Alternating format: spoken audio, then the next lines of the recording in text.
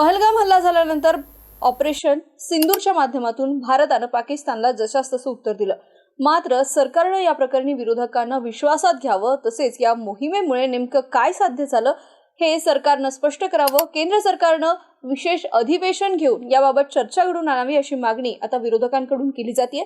आणि असं असताना सरकारनं एक महत्त्वाचा आणि मोठा निर्णय घेतलाय।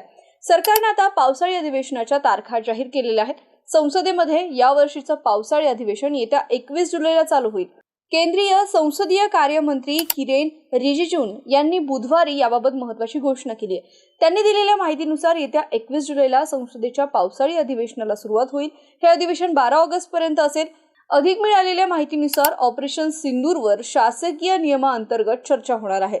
सरकारसाठी प्रत्येक अधिवेशन हे विशेष असतं, त्यामुळे या अधिवेशनामध्ये ऑपरेशन सिंदूरवरही चर्चा होईल असंही रिजिजू यांनी म्हटलेलं आहे। सर्वांनीच सोबत येऊन आम्हाला हे अधिवेशन यशस्वी करायचं आहे, त्यासाठी आम्ही विरोधी पक्षांशीही संपर्क साधला आहे अशी माहिती देखील त्यांनी दिली आहे।